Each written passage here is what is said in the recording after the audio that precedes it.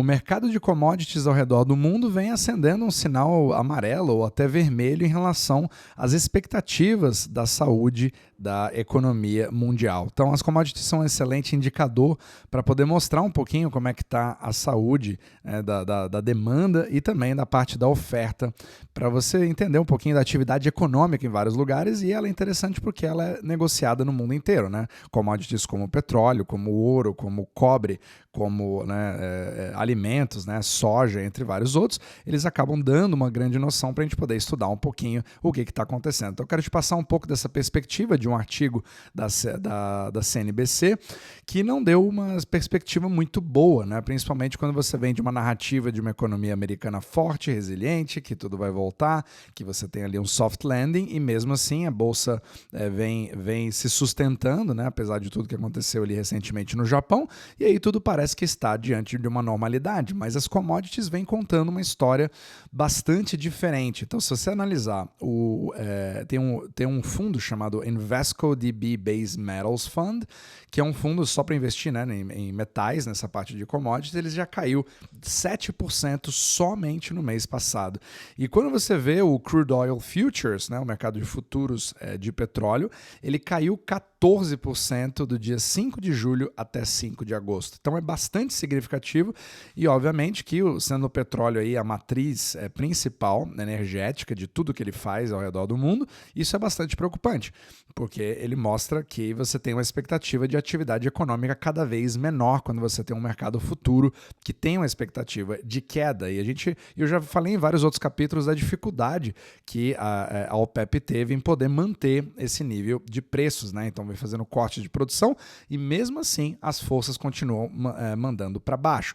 Agora, é claro que dentro dessas commodities tem uma que se destaca bastante, que é o ouro. O ouro vem fazendo exatamente o contrário. Acho que nesse exato momento que eu estou gravando aqui o podcast, ele já está fechando novamente numa máxima histórica, né? Passando ali dos $2.500 por onça. Mas o ouro, diferente das outras commodities, ele é usado muito mais como uma reserva de valor do que um produto industrial. Então ele conta um pouco de uma história diferente, que também sugere que nós tenhamos alguns problemas.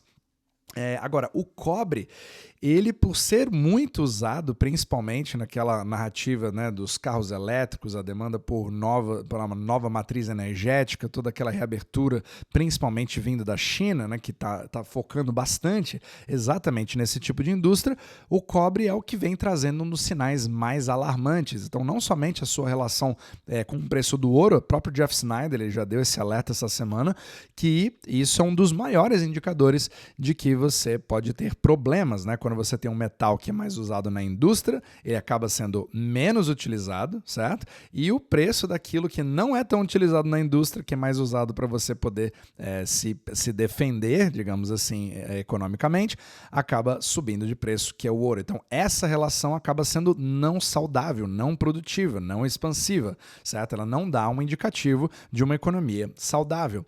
Então, quando você tem um mercado futuro de cobre que não para de cair, sugerindo que você tenha uma demanda cada vez menor, esse ânimo de toda essa questão da matriz energética, a reabertura da China, toda essa política de expansão, ela acaba criando sérios problemas. Você acaba caindo por terra praticamente. Você vê cada vez menos pessoas no mercado falando sobre essa narrativa específica de crescimento e meio que um tom de derrotismo, né? De que não tem mais tantas esperanças nessa cartada para a nova fase de crescimento, para o famoso soft landing. Então, o mais interessante é que agora, quando você olha na parte do petróleo, você está no meio de um conflito no Oriente Médio. Você tem várias pessoas falando, inclusive, da possibilidade de uma terceira guerra mundial, né? De tudo que está acontecendo agora no Irã, Israel, etc. Várias coisas acontecendo ao mesmo tempo. Já também no passado, problemas com os Houthis, os piratas ali no canal Vermelho, canal de Suez. Vários conflitos que não param de aumentar.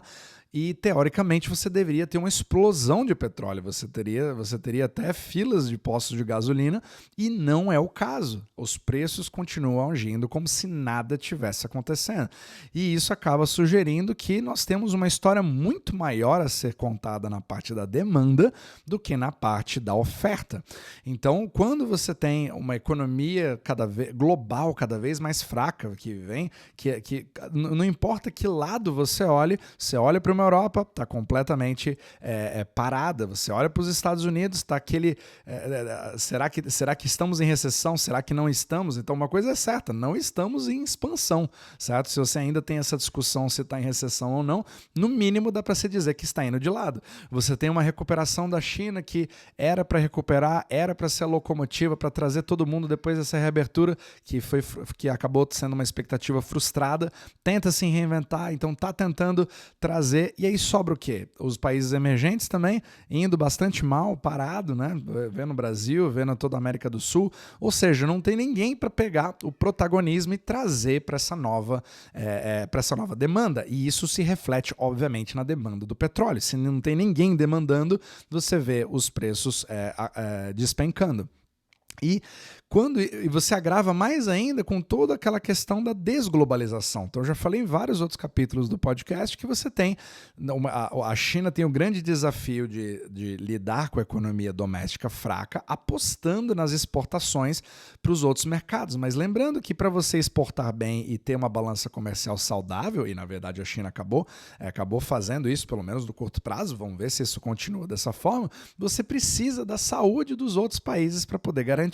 E você tem agora uma quantidade cada vez maior de barreiras para as compras dos principais produtos que são atacadas dos produtos chineses, como os carros elétricos, os painéis solares, as baterias, e tudo isso exige muito cobre. Então, qual que fica a expectativa em relação aos próximos envios de mercadorias? Será que a demanda desses países vai aumentar quando você tem uma tarifa? Ou será que você não está punindo mais ainda o consumidor e aí você dá uma freada maior ainda em algo que já estava fraco? Então, esse acaba sendo um desafio maior ainda, que vem se refletindo justamente nos mercados futuros das commodities.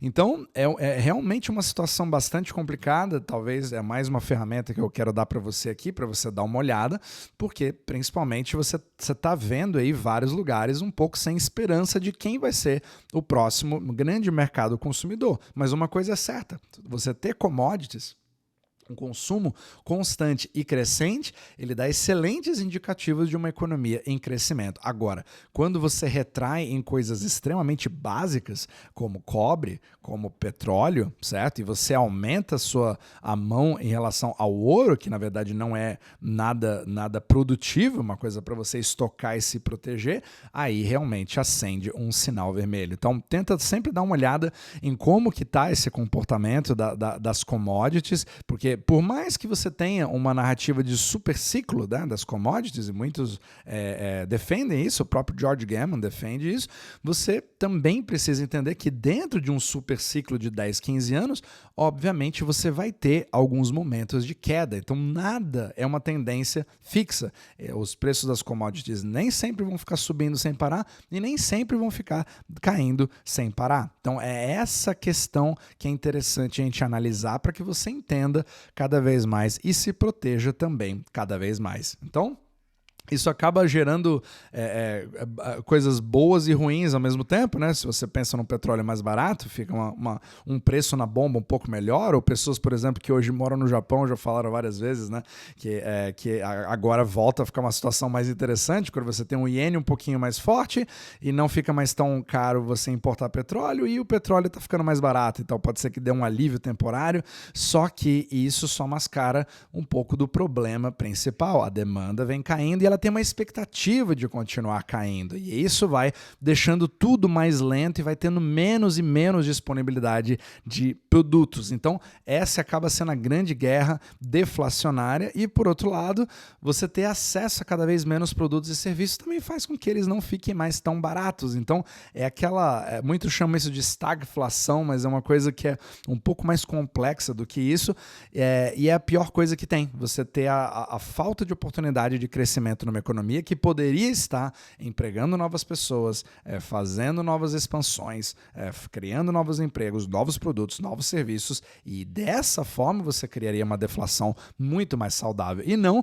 por uma destruição de demanda, por artificialidade de juros, enfim, tudo aquilo que a gente discute bastante nesse podcast. E o artigo da CNBC, ele termina dizendo que tudo que resta para o mercado de commodities é se ajoelhar e rezar para que o Jerome Powell finalmente faça o famoso corte de juros, como se ele fosse um estímulo. A gente fala bastante aqui no podcast que não é bem assim. Na verdade, isso é o reflexo de uma coisa ruim que provavelmente não vai criar o efeito desejado, porque o estrago já estaria feito, percebe? O ciclo meio que se repete sempre, então o mais importante é a gente saber lidar com os ciclos e saber que eles são meio que inevitáveis, mesmo que você tenha velocidades maiores ou menores naquilo. Então, só essa expectativa, já que alguns já têm a certeza, ou até de cortes mais brutos, já se fala em cortes de 0,75% múltiplas vezes. Para você ter ideia, como o mercado já fica com o pensamento lá na frente, se